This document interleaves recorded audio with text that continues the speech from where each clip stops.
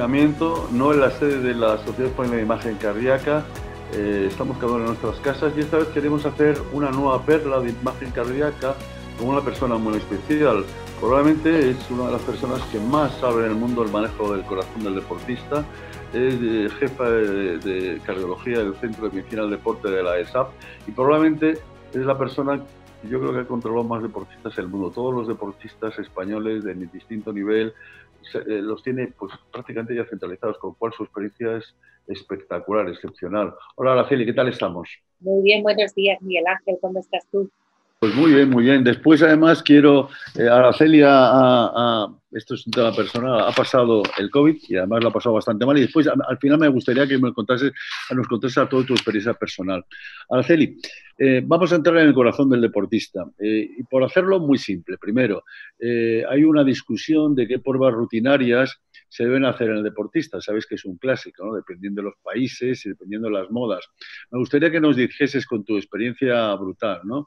En tres situaciones. En un deportista no profesional que trabaja su cuerpo 3 veces por semana, en la media, ¿hay que hacer alguna prueba especial, Araceli? Pues mira, Miguel Ángel, está claro que el reconocimiento cardiológico de participación deportiva es motivo de debate, ¿no? En todos los países y ahora, sobre todo en los últimos tiempos, se está debatiendo muchísimo, sobre todo en las personas no jóvenes, es decir, las personas por encima de los 35 años, si tiene que hacerse o no la prueba de esfuerzo. Tú sabes, como todos sabemos, que la sensibilidad y la especificidad de la prueba de esfuerzo es limitada, es así. Y entonces, claro, los cardiólogos clínicos que saben las dificultades que tienen para hacer un diagnóstico, por ejemplo, de cardiopatía isquémica, que sin ninguna duda es la causa de morbilidad o de muerte súbita en la población mayor deportista, y llamamos mayor aquella que tiene más de 35 años, pues saben que dicen que no sirve para nada, puesto que es una prueba de esfuerzo que no nos va a aportar nada, porque aunque tengan lesiones esos deportistas, no vamos a ser capaces de detectar que tienen isquemia. Yo no comparto exactamente esa opinión, lo he discutido con algunos compañeros en diferentes foros, porque realmente el problema es hacerle una prueba de esfuerzo convencional a un deportista.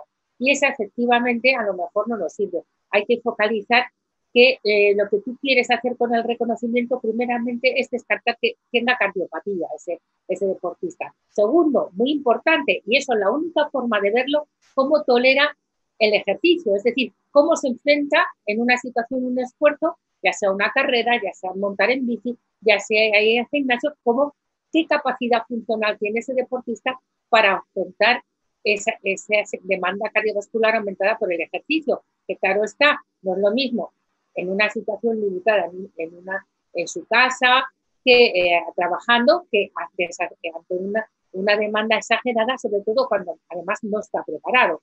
Y luego es importante también determinar que esa propia actividad deportiva, qué riesgo tiene. Para eso hay que saber de deporte. El problema no te puedes meter a valorar a un deportista sin tú conocer el deporte. Ahí vas a fracasar seguro.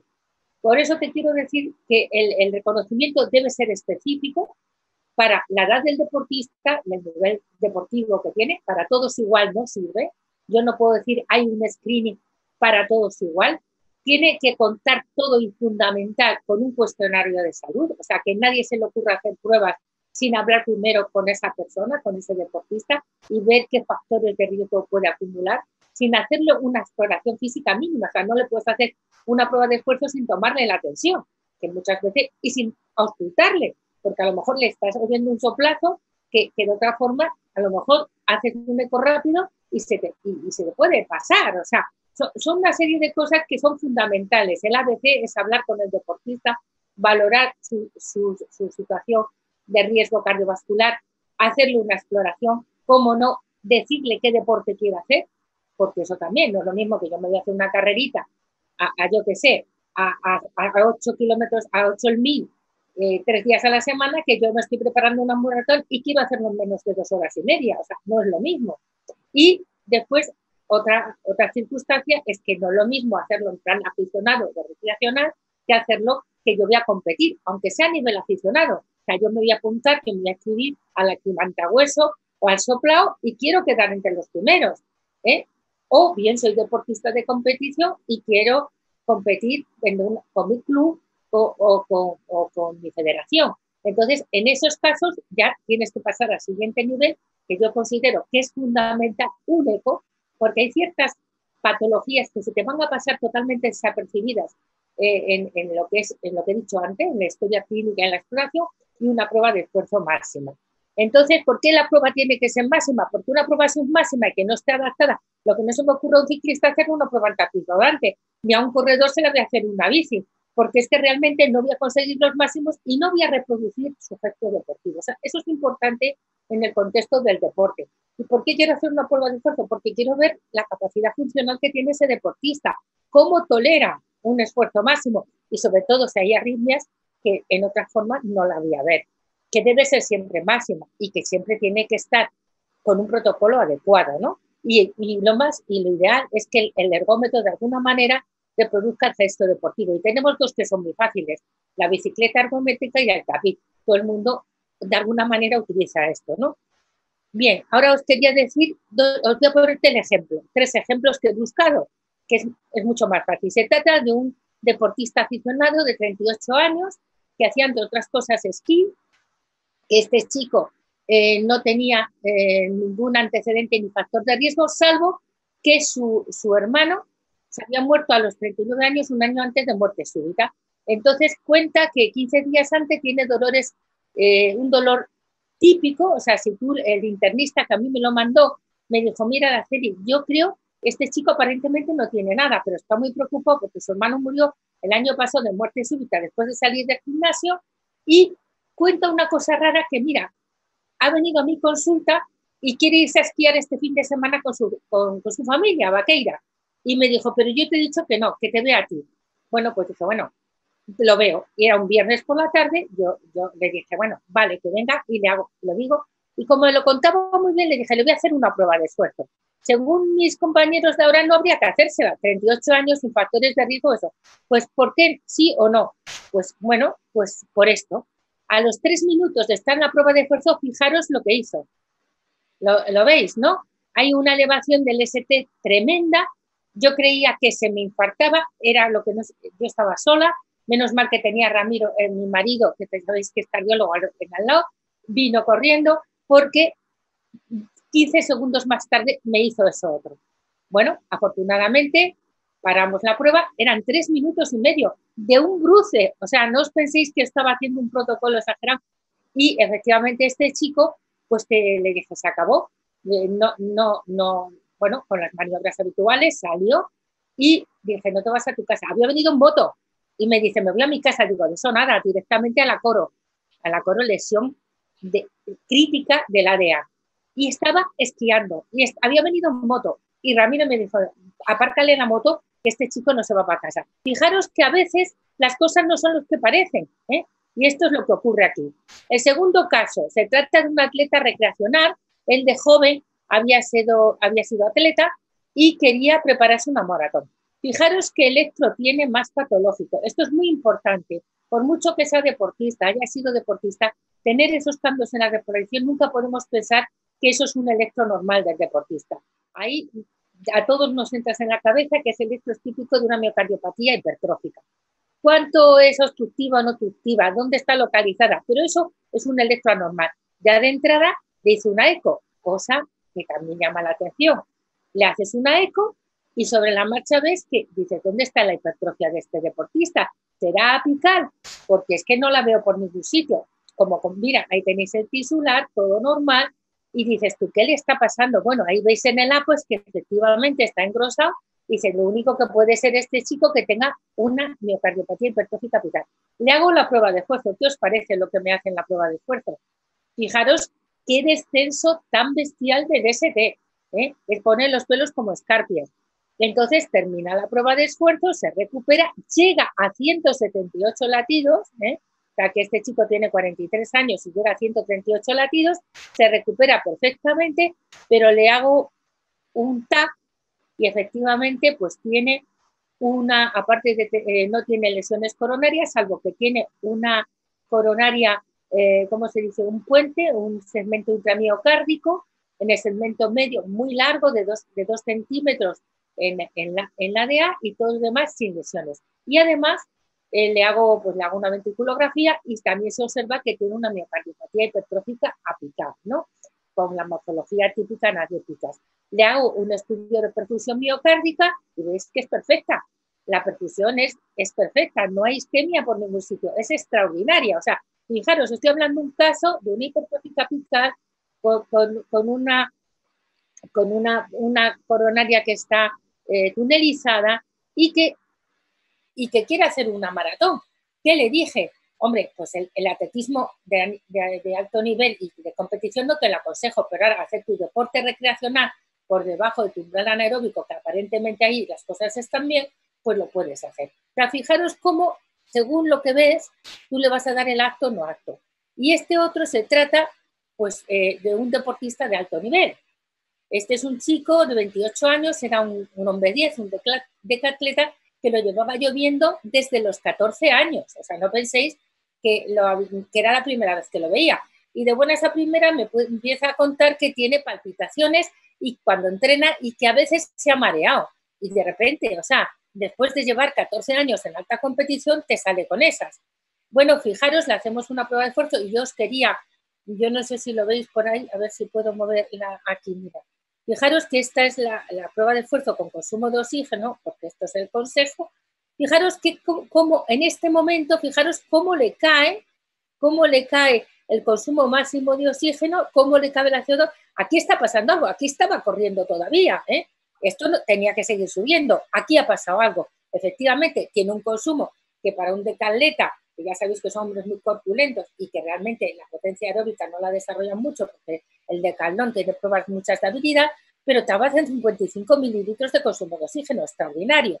Pero fijaros lo que había pasado en ese momento que vemos que empieza a caer y que la difusión y la ventilación se altera y que el V2 baja y la VCO2 baja y que los equivalentes se disparan. Fijaros, entra, ¿qué es eso? Pues hace una taquicardia ventricular. Un deportista que llevaba 14 años en alta competición. Quiere decir que hacer un reconocimiento una vez en tu vida no sirve para nada. Para eso he puesto este caso. Lo que hoy está bien, dentro de un mes o dentro de 6 meses o dentro de una semana está mal.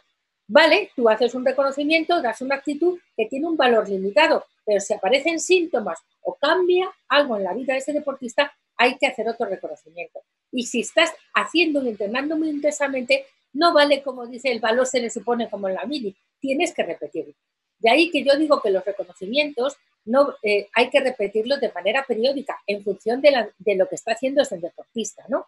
Fijaros, aquí termina, fijaros que estuvo después de terminar la prueba de esfuerzo varios minutos en taquicardia ventricular, por lo demás un corazón sano, un individuo muy de alta competición entrenado, no se mareó ni se sincopó y luego tenía una taquicardia que era próximo al fascículo posterior, nos costó mucho ablacionársela, se la ablacionamos y al final pues terminó su vida deportiva con 32 años y ya se retiró. Bueno, ahí tenéis 3 casos para ver qué utilidad tiene el reconocimiento médico. Os he puesto no personas jóvenes de alta competición, este chico ya tenía 28 años, para que veáis qué es lo que pasa y que no sé si os he explicado que sirve o no sirve y si os he convencido de que hay que hacer reconocimientos médicos. Sí, pero Araceli, una pregunta, sí, está de acuerdo que entonces muy bien, que hay que integrar, pero en la rutina, los pacientes de miles de personas que van a hacer deporte de fin de semana, ahora me refiero a ese núcleo, ¿qué prueba le tenemos que hacer? ¿Vale con una exploración? Sin más, hay que hacer la exploración en electro, hay que hacer una exploración en esfuerzo, perdón, un eco, hay que hacer un esfuerzo. Estoy hablando del deportista, no deportista, estoy hablando el señor de fin de semana, como hay tantos miles de personas que vamos al retiro corriendo, ¿no? O en cualquier lado del mundo.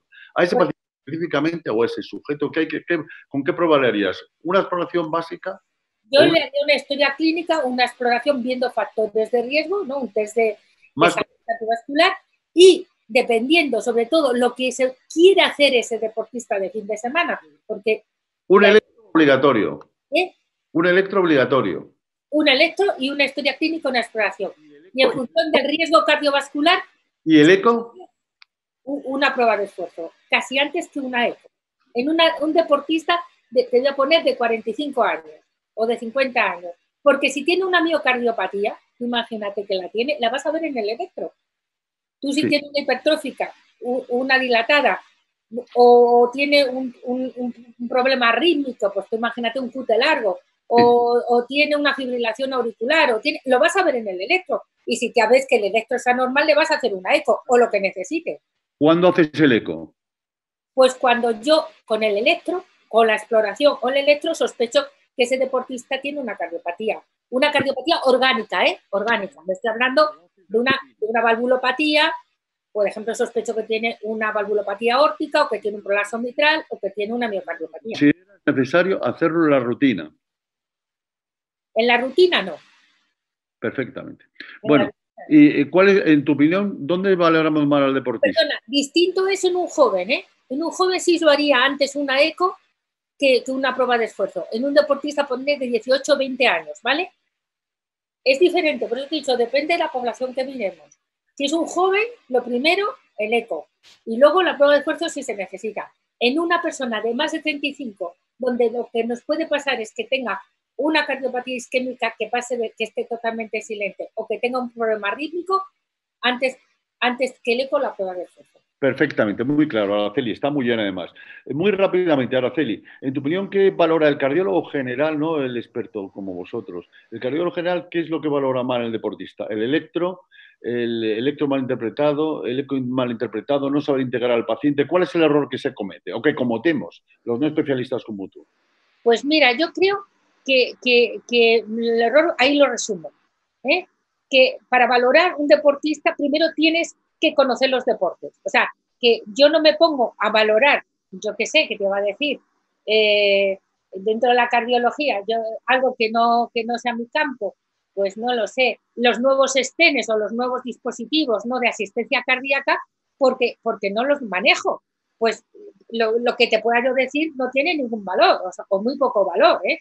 Entonces, eso, cada zapatero a tus zapatos. O sea, si tú quieres valorar un deportista, tendrás que tener un conocimiento mínimo del deporte. No que te esté hablando, yo qué sé, de lo que es el voliplaya y no tengas ni idea de lo que es el voliplaya. O sea, primero, si quieres valorar deportistas, date un bañito de deportes para que te enteres un poco de qué va. Segundo, métete y mira que todos los deportes no exigen lo mismo, ni las adaptaciones, por lo menos revísate esto. Y valora no con el contexto clínico de lo que es normal en la población general, que la población deportiva o de deportistas tiene otros parámetros. Por tanto, también revísate que no todos los deportes son iguales, y tienes que valorar que lo tienes que mirar con otros ojos, que no los mires con el cardiólogo clínico, lo tienes que mirar con el cardiólogo que está valorando un deportista. Y por supuesto, si te queda duda, pues ahí tenéis que no puedo valorar a un futbolista, que una maratoniana, que una saltadora de pértiga, que a un jugador de baloncesto. Que el abordaje a veces es multidisciplinar y yo cuando tengo que tomar una decisión, a veces tengo que buscar al técnico, al entrenador, al médico deportivo. Yo también sabes que yo soy médico deportivo, pero a veces tengo compañeros que son mucho mejores médicos deportivos que yo y que tienen más experiencia y les pido la opinión. Y esto es una cosa muy sencilla. Nosotros lo tenemos, yo se lo pongo a los residentes cuando vienen a rotar conmigo, para que ellos cuando hacemos una eco y empiezan a valorarlo y empiezan a decir, uy, muy grande el corazón, muy pequeño. Digo, perdona, tú tienes que valorarlo en función de que todos los deportes que están aquí, esto está publicado por el Consejo, lo tenemos que se puede acceder a este librito, es un libro que hicimos sobre valoración funcional de los deportistas, que están ahí, se puede valorar desde todo, desde las pruebas de esfuerzo, la antropometría, la analítica, pues entre eso está publicado cómo según los deportes, ahí lo veis, estos azulitos son los hombres, estas son las mujeres, pues mira, acá para un ciclista, una mujer ciclista que tenga un volumen corregido, pues de 85 sería lo normal, pero que llegue hasta 95 mililitros es normal. Ahora, sería muy patológico si está haciendo halterofilia, taekwondo o gimnasia rítmica. Por eso hay que valorarlo en el contexto que no todos los deportes exigen lo mismo. Y aquí tenéis, por ejemplo, esta mujer que se trata de, fijaros que todo se le interpreta mal. Yo os pongo este electro. A ver, Mari, ¿a ti te parece que es normal este electro? Es una mujer de 35 años que hacía esquí, que ella es dentista y que me conoce su marido y me dice, oye, por favor, mira, a mi mujer quiero que la veas, porque Araceli, yo estoy segura que tiene un problema. Él me había adelantado que podía ser. Bueno, ¿qué os parece? ¿Ese electro es normal? Si yo me quedo ahí con el electro, ¿lo veis anormal? Pues hombre, yo que ya sé que os lo estoy poniendo para explicaros, pues fijaros que tiene unas Qs muy anormales en tercera y en OBF. Pero si tú miras este electro así rápidamente, pues ves que los voltajes son normales, que la repolarización es normal y lo hubieras pasado desapercibido, ¿no? Pero fijaros qué eco tiene, fijaros qué miocardiopatía hipertrófica. Es uno de los sectos más grandes que yo he visto. Prácticamente no tenía cavidad de 35. Entonces, fijaros que a veces, esto es una miocardiopatía hipertrófica sin ningún género de dudas, pues a veces el electro pues te despista. Entonces, yo ya a esta chica, cuando me contó lo primero que he hecho, eso es lo que no os lo he dicho, es preguntarle, bueno, en vuestra familia, ¿qué hay? Ah, pues mi padre está diagnosticado de hipertrófica, yo tengo un tío que le han puesto un desfibrilador y dices, ya está, esta chica tiene una miocardiopatía hipertrófica familiar que hasta el día de hoy no ha dado ningún síntoma, pero que hay que buscarlo. Por tanto, lo que tú has dicho, hay que valorar al deportista en conjunto, todo. No vale solo el electro, ni la eco, ni la prueba de esfuerzo. Todo hay que hacerlo. Y probablemente ahí es donde estamos fallando, o donde se falla, en que tú no puedes hacer reconocimientos tipo churros, que digo yo. 28.000 electros, miro uno detrás de otro y no miro al deportista. No vale, eso no vale. El electro y el deportista, la clínica y el deportista, el eco y el deportista. Todo en el conjunto. Y si no, fallaremos. Muy bien, Araceli. Y muy rápidamente, dentro de las técnicas de imagen, ¿en qué se queda corto la ecocardiografía? Pues mira, la ecocardiografía pues sirve para diagnosticar las anomalías coronarias, la patología aórtica y las miocardiopatías. Eso está claro que a veces se te pasa desapercibido en el electro, pero se nos queda corto en esas hipertrofias limítrofes, que no sabemos si es adaptación o no, en esas hipertrofias segmentarias, que tampoco sabemos si son adaptación o no, en esos ventrículos tan dilatados que no están en consonancia con la práctica deportiva, tanto con como sin insuficiencias valvulares, en los ventrículos caveculados y con anomalías morfológicas, y todo, sobre todo, cuando aparece disfunción ventricular, que a veces lo vemos en la historia natural deportista, tanto izquierda o derecha, y que puede ser sistólica y diastólica, y sobre todo, que se está dando en deportistas que entrenan muchísimo y que por lo demás están sanos y que tienen un excelente rendimiento deportivo. Ahí el eco se nos queda corto, si no somos capaces, el eco convencional me estoy refiriendo, ¿sabes? De que no sabemos distinguir. Ese es el grave problema que tenemos. Oye, y la resonancia magnética, metiendo las nuevas técnicas, ¿cuándo hay que hacer una resonancia magnética a un deportista? Pues yo creo que en estos casos, ¿no?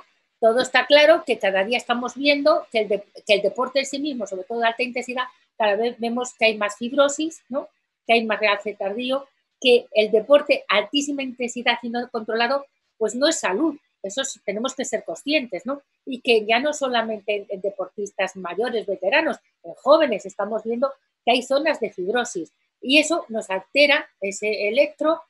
Tú cuando el daño cardíaco, la fatiga cardíaca aguda o subaguda o crónica existe, eso no es gratis.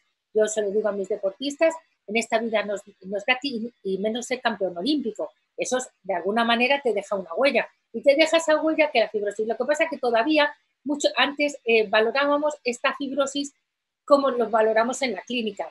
La fibrosis de deportista hay que valorarla en otro contexto, porque a veces esa fibrosis, que efectivamente no es que sea bueno que tú tengas un miocardio con fibrosis, pero esa fibrosis no está diciendo que tengas una miocardiopatía.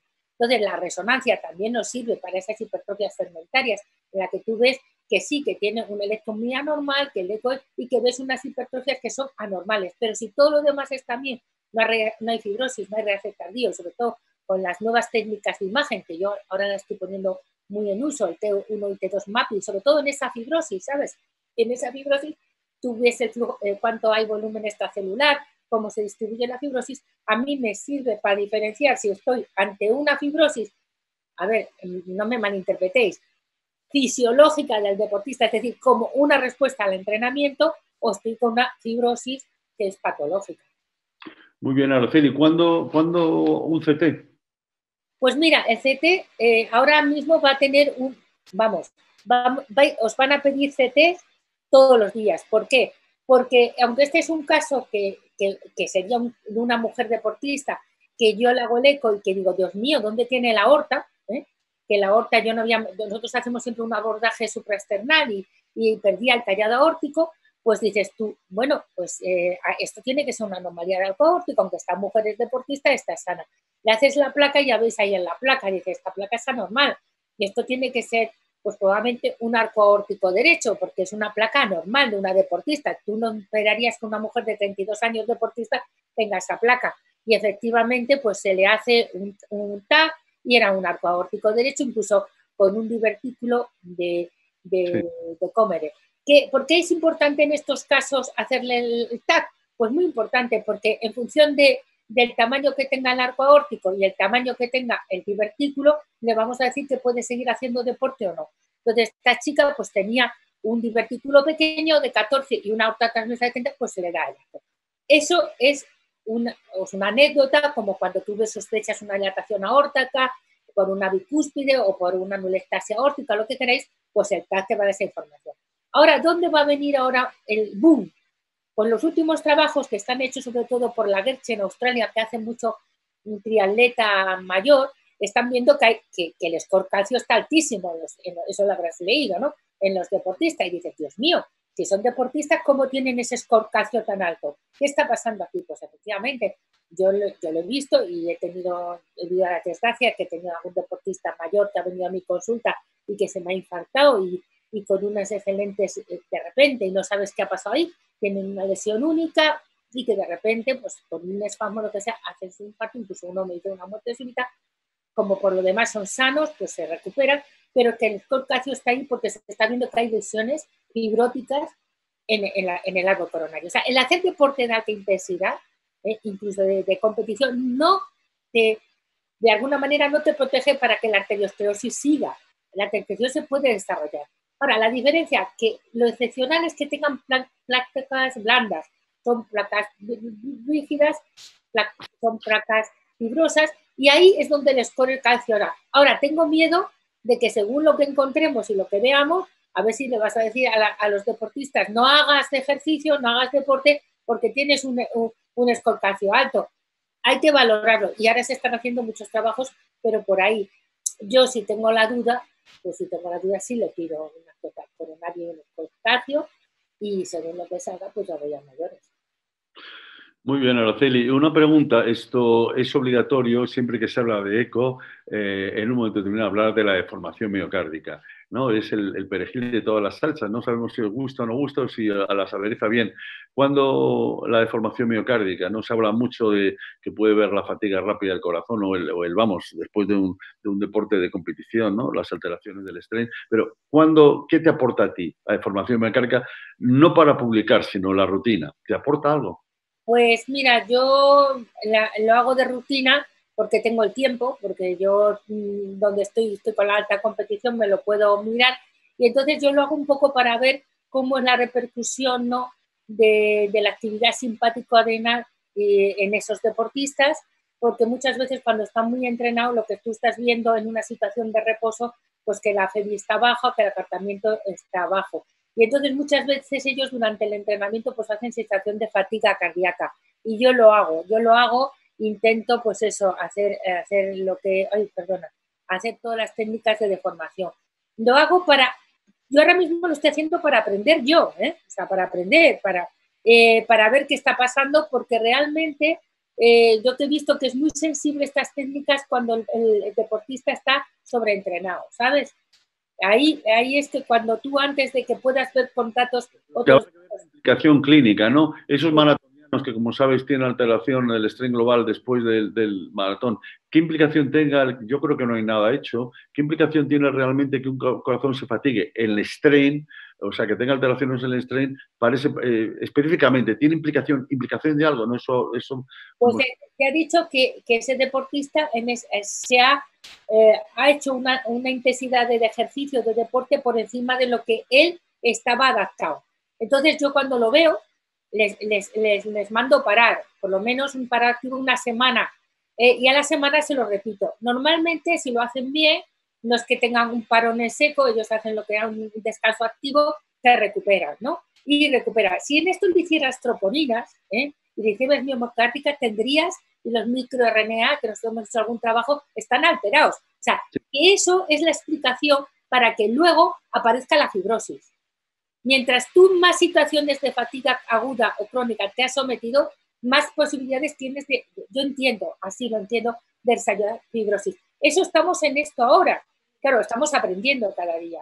Hemos visto la fibrosis, pero no hemos visto por qué se produce, porque uno lo tiene, otro no. Pues yo creo que parte de eso tú cuando haces ese daño miocárdico, de alguna manera el organismo, el miocardio responde, el organismo responde y aparece inflamación, aparece fibrosis. Ideal, que si yo viera esto con deformación, automáticamente hiciera, lo que pasa que no lo tengo, incluso estoy en alta competición, la posibilidad de hacer unas técnicas, como te digo, un T1 y T2 MAPIS, y si yo asocio eso a inflamación, ¿no?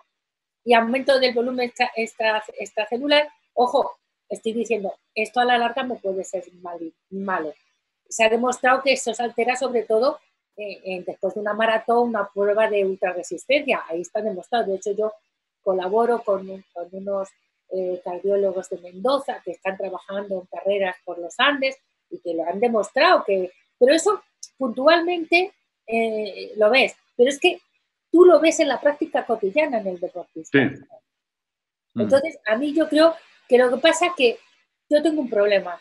No hay nada publicado. O sea, los valores que sí que veo, que los valores de strain son mucho más bajos en el deportista, eso también hay publicaciones, que lo damos en la población general. O sea, los deportistas, a ver si me entiendes, tienen valores de strain peores que en la población general, peores en relación a los valores que están publicados en la población general, ¿entiendes? Entonces, a veces no ayuda, Miguel Ángel, porque le haces un strain y dice, a ver si va a tener una miocardiopatía. Hay que saber que el deportista, los valores están alterados. Pero ahí estamos, no te puedo dar más explicación. Dentro de unos años, cuando hayamos tenido más información y hayamos elaborado conocimiento, pues te lo diré. Ahora mismo no te puedo contestar. Ahora, que yo creo que sí puede hacérselo, sobre todo en esos que no van bien, que no rinden bien, yo se lo haría. Sabiendo que te va a dar valores muy anormales a veces, muy anormales. Y que hay que ser prudentes y no decirle, recupérate y luego te lo repito. Y no pensar de entrada, tiene una miocardiopatía. Sí, muy bien. Araceli, ¿y qué esperamos del futuro de las técnicas? Sabes que hay, ya está publicado, el Machine Learning para separar, por ejemplo, la hipertrofia fisiológica de la patológica, es decir, que se está integrando, hablo de inteligencia artificial, pero no solo inteligencia artificial, el futuro de vuestra super especialidad, nueva tecnología, incorporación de la inteligencia artificial, ¿qué opinas del futuro en vuestra área? Bueno, pues yo creo que efectivamente el futuro va a ir a diferenciar. Fijaros que cuando tú estás muy adaptado, pues se produce una sobrecarga tanto del ventrículo derecho izquierdo, que lo que tú estás remedando sería una dilatación y atrofia fibroadiposa. Estoy haciendo una miocardiopatía ritmogénica. O sea, tú cuando estás muy adaptado, llevas muchos años haciendo ese tipo de entrenamiento, llegas a una situación que remeda en toda una miocardiopatía. Y hay disfunción sistólica y diastólica. ¿Qué pasa? Que hoy por hoy, mientras no tengamos esas nuevas técnicas, somos a veces muy difícil de diferenciar qué es una cosa y qué es otra, ¿no? Entonces, la inteligencia artificial, pues yo creo bueno, que nos puede ayudar muchísimo, nos puede ayudar. Todavía hoy no tenemos el conocimiento, yo creo que hay que seguir metiendo muchos datos de deportistas, ¿no? Colaborando para que eso se la pueda hacer esos valores. Y la genética es otro paso muy adelante, ¿no? Porque fijaros que hemos visto que, ¿qué pasa? ¿Es primero la mutación y luego aparece la miocardiopatía? ¿O los pacientes mejor dicho, los deportistas que tienen esas miocardiopatías son mejores deportistas porque tienen esa miocardiopatía? Entonces aquí no sabemos qué es antes, el huevo o la gallina, ¿no? Parece ser que el entrenamiento de alta intensidad puede producir mutaciones. De hecho, hay trabajos ahí raros en la cual ya se está haciendo, pues intentar a los deportistas cambiarle un poco su código genético, ¿no? Para que sean mejores deportistas. Son como cosas atroces, pero hay gente por ahí que está haciendo cosas raras, ¿no? Entonces, yo creo que si la inteligencia artificial y todo esto y la genética nos ayuda a ver cómo se pueden modificar, ¿no? Cómo se puede la genética de esa persona con el deporte o con el ejercicio intenso, con lo que tú quieras, probablemente aprenderemos. Pero por ahí van a ir los tiros, yo estoy segura, ¿eh? Van a ir los tiros. Ahora todavía no tenemos información, pero la acabaremos. Y conseguiremos que probablemente haremos super ejemplo o que la gente esté mejor. De hecho, ahora vivimos mucho más, ¿no? Hay mucho más personas mayores, o sea, los de hace 40 años, de 30 años. de alguna forma la calidad de vida, ¿no? O el tipo de vida está influyendo en cómo la población mejora, o cómo nos hacemos más viejos, efectivamente, nos estamos envejeciendo, pero yo creo que estamos teniendo una mejor calidad de vida. Por ahí van a ir los tiros y tenemos que seguir todos. Personal. Mucha gente sabe, yo tenía voy a poner un caso que te va a gustar. Sí. No se puede. Este es un caso de los míos, de los que esto era en el año 2008, se retiró en el año 2016. Es el mejor atleta que hemos tenido. Fíjate qué ventrículo, ¿no? Es que no sé por qué nos activa el vídeo. Este movimiento llama mucho la atención. Esas trabéculas. Pues dices tú, Dios mío, ¿qué está pasando aquí?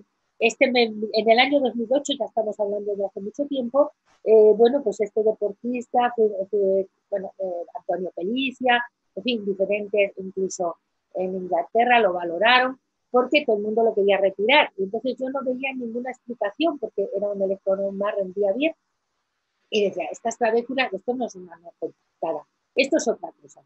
Fíjate dónde estamos llegando, esto lo vemos y lo vemos relativamente frecuente. Unas trabéculas que ponen los pelos de punta que si tú no estás acostumbrado dirías que esto es anormal. Pues este chico se retiró con 34 años perfectamente, sin ningún problema, y no cambió en absoluto su.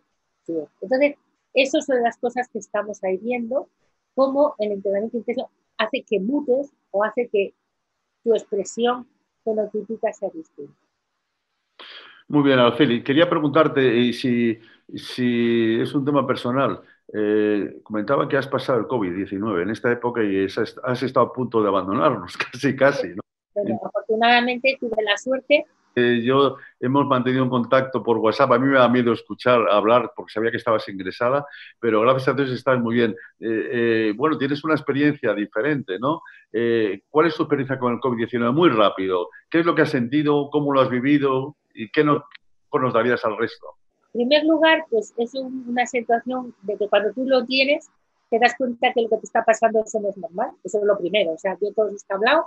Cuando empiezas a desarrollar lo que es la enfermedad, la neumonía, el síndrome, yo tuve una neumonía bilateral, tuve un síndrome antifosfolípido, yo empecé a hacer más como una coagulación intravascular diseminada y no eres consciente incluso de lo malo que estás cuando lo tienes, pero cuando te llevan al hospital es una situación terrorífica porque es absolutamente la soledad, la más profunda soledad en tu habitación, absolutamente aislada. Los que entran parece que estás como en las películas esas de ciencia ficción, que hay un desastre nuclear en la cual no reconoces ni a tus propios compañeros porque no se te acercan ni a 1,5 metros de los pies de la cama. Los que más se acercan son los enfermeros, o para que tienen que cambiarte las vías y darte la medicación. Y estás horas y horas sintiéndote morir en una habitación con absoluta soledad y con tus pensamientos. Entonces, ahí yo esos días, pues que yo soy una mujer muy acelerada, muy estresada, pues me di cuenta que me hizo pensar y ver la vida de otra forma, ¿eh?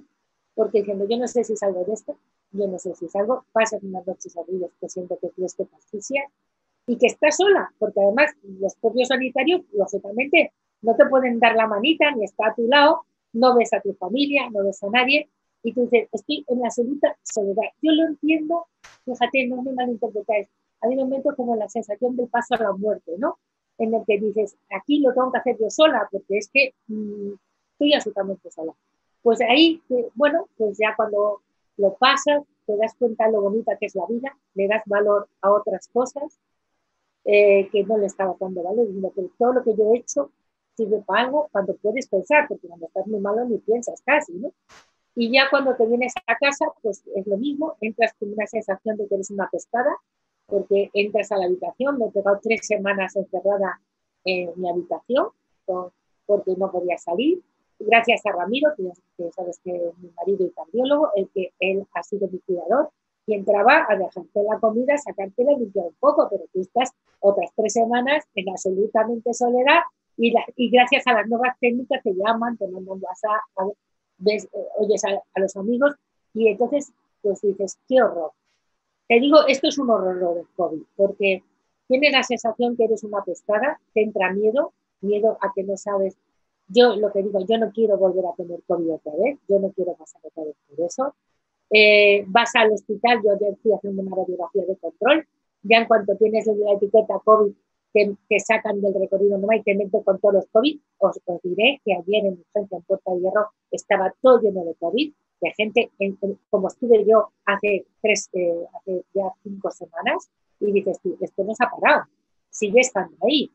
Y me hicieron mi placa y te das miedo, y pasas un miedo de decir, me voy a contagiar de nuevo, porque yo no sé si soy inmune o no lo soy. Y entonces dices, bueno, ¿esto qué es?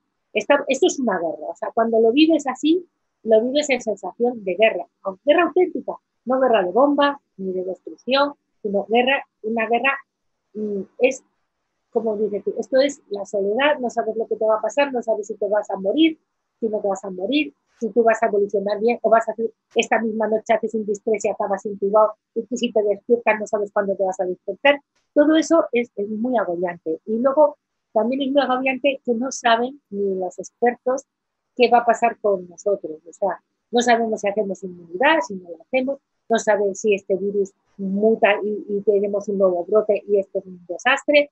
En fin, yo lo único que he sacado bueno de esto, y te lo digo de verdad, mi garaje, es que he aprendido a disfrutar lo bonita que es la vida.